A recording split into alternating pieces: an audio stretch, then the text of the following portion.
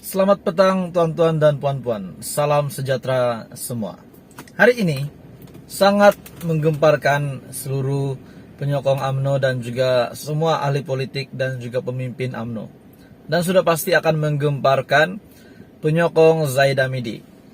Kita tahu Zaid Hamidi akan bertanding dalam pilihan raya umum ke-15 ini. Dan sudah pasti di Bagan Datuk kita boleh katakan ataupun memang sudah sah kubu kuat Zaid Hamidi. Namun menjadi tanda tanya saya dan juga mungkin saudara-saudari semua yang menonton hari ini, menjadi tanda tanya, adakah Zaid Hamidi pada PRU kali ini akan menang sekali lagi ataupun dapat mempertahankan Parlimen Bagan Datuk? Hari ini terjadi sesuatu paling gempar.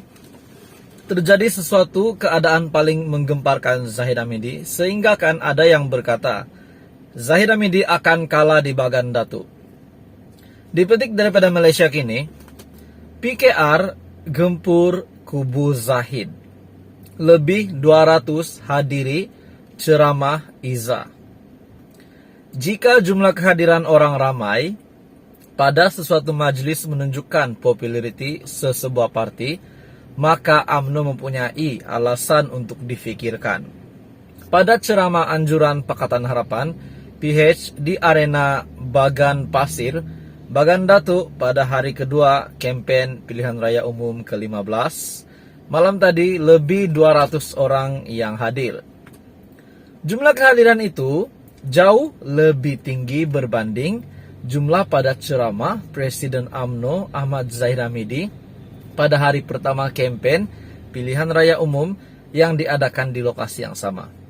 Tuan-tuan dan puan-puan, sebelum kita teruskan, saya nak ingatkan kepada kamu. Anda mesti tonton video ini sampai habis. Parlimen Bagan Datuk adalah kubu kuat UMNO, kubu kuat Zaid Hamidi. Beliau sudah memegang kerusi itu selama beberapa penggal dan cukup boleh dikatakan itu adalah tempat dan kubu kuat Zaid Hamidi. Namun, program untuk ataupun berkempen yang diadakan di tempat yang sama, PKR membuat program itu dan yang hadir 200 orang. Manakala, tuan-tuan dan puan-puan, UMNO membuat berkempen di tempat yang sama, namun jumlah kehadiran yang sedikit. Adakah ini petanda jelas bahwa Zaid Hamidi akan kalah di Bagan Datuk? Jumlah kehadiran itu jauh lebih tinggi berbanding jumlah pada ceramah Presiden UMNO Ahmad Zahid Hamidi pada hari pertama kempen PRU yang diadakan di lokasi yang sama. Berucap di hadapan sebahagian besar pengundi tempatan, Naib Presiden PKR Nurul Izzah Anwar meminta pengundi di Bagan Datuk supaya memberi kemenangan kepada calon Pakatan Harapan di kawasan parlimen itu, Samsul Iskandar, pada hari mengundi. Samsul Iskandar. Saya mengharapkan saudara Syam, yang terkenal sebagai giant killer dan sudah pasti pengaruhnya besar, dan kita boleh lihat giant killer ini ramai yang follow beliau, pengaruhnya kuat. Influence-nya itu begitu besar sehingga beliau digelar sebagai giant killer. Adakah ini pun sekali lagi petanda kepada Zaid Hamidi akan kalah di kubu kuatnya sendiri? Kali ini mungkin beliau mampu menjadi giant killer 2.0 di Parlimen Bagan Datuk. Harap pada 19 November kita ada ahli parlimen baru Bagan Datuk, katanya.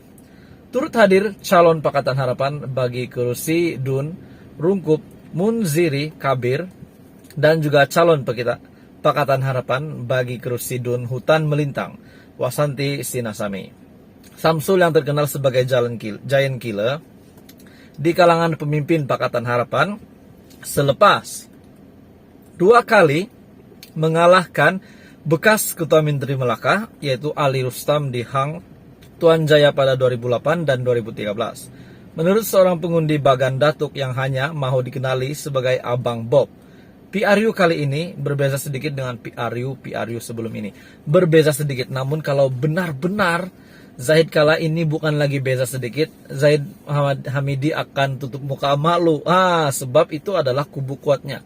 Jadi tonton apa adakah Anda setuju PH akan menang di Bagandatu ataupun Zahid Hamidi akan mengekalkan kursi itu? Jika Anda mempunyai komen, Anda dipersilakan komen di bawah. Dan jika Anda tidak mempunyai komen, tidak masalah. Tapi kita melihat, ini ada ciri-ciri bahwa Zahid Hamidi akan kalah di Bagandatu. Namun semuanya ketentuan kita menunggu pada 19 November nanti. Salam sejahtera Malaysia, tuan-tuan dan puan-puan. Rupanya ahli politik ini yang kita lihat biasa-biasa dan pernah dikatakan bahwa beliau ini terlibat dengan kes mencuri dana awam. Tapi hari ini satu pengakuan hebat daripada timbalan Presiden PKR, yaitu Rafizi, telah membuat kenyataan bahwa ini adalah kenyataannya yang benar-benar menunjukkan bahwa dia ini tidak mencuri dana tersebut. Dan sudah pasti ramai yang akan mungkin percaya dengan apa yang beliau kata, tetapi selagi belum ada bukti sahih, kita tidak boleh mengambil keputusan. Tapi hari ini pengakuan daripada Rafizi sendiri, dan ini pasti mengejutkan ahli politik. Hari ini daripada berita ini, tajuknya umur 30 tahun, dah ada RM 2 juta. Saya tak perlu curi dana awam. Kenyataan daripada Rafizi Ramli. Timbalan Presiden PKR, Rafizi Ramli yang menafikan dakwaan menggunakan dana awam untuk mengayakan diri sendiri hingga mengumpul harta RM 18,9 juta seperti yang diisytiharkan baru-baru ini. Beliau turut menempelak pihak yang mempertikaikan kesahihan nilai harta yang dimiliki. Berikutan, sebahagian besar daripada RM 18,9 juta itu adalah nilai saham syarikat pemula teknologi miliknya, yaitu Invoke Solutions Sendirian Berhad ataupun Invoke. Menurut Rafizi, beliau ini tidak perlu menggunakan dana awam untuk kepentingan pribadi kerana memiliki keuangan yang mencukupi dan sudah bergelar jutawan seawal berusia 30 tahun ketika masih bekerja dengan Petronas. Pada umur 26 tahun, gaji permulaan Rafizi di Petronas adalah RM 3.750. Setelah 6 bulan, saya disahkan sebagai pengurus dan gaji naik kepada RM 11.000. Dan setahun kemudian, saya dinaikkan pangkat sebagai ketua bahagian perancangan petrokimia pada umur 27 tahun dan gaji RM 25.000 sebulan. Ketika itu juga, Petronas memendekkan tempoh perkhidmatan dan umur persaraan daripada 60 tahun ke 55 tahun. Jadi saya dibayar pampasan RM 400.000 pada umur 29 tahun bagi tempoh 5 tahun perkhidmatan yang dipendekkan. Saya juga berada dalam industri minyak dan gas ketika harga minyak naik mendadak dan juga bonus tahunan yang besar. Yang mana sepanjang 7 tahun saya di Petronas, bonus tahunan purata saya adalah antara 10 hingga 12 bulan setahun.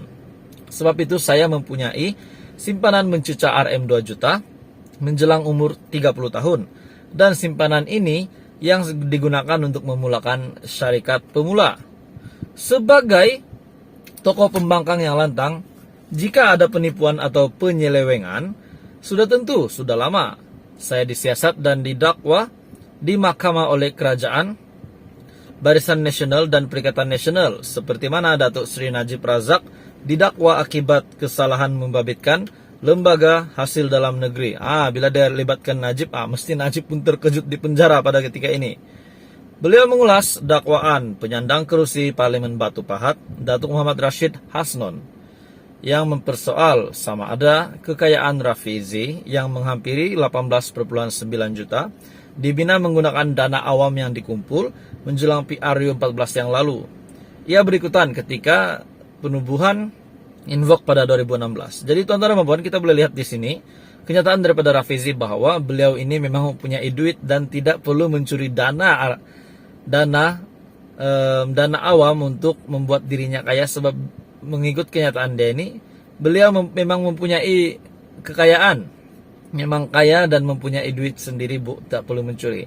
Namun yang paling saya minat lah tuan-tuan dan puan, dia boleh pula kaitkan Najib yang berada di penjara. Saya ulang balik di sini sudah tentu, sudah lama saya disiasat dan didakwa di mahkamah oleh kerajaan BN dan PN, seperti mana Datuk Seri Najib Razak didakwa akibat kesalahan membabitkan lembaga hasil dalam negeri. Dia libatkan Najib lah pula. Tapi tuan-tuan dan puan, itu adalah kenyataan terkini daripada timbalan Presiden PKR yang pasti mengejutkan Anda.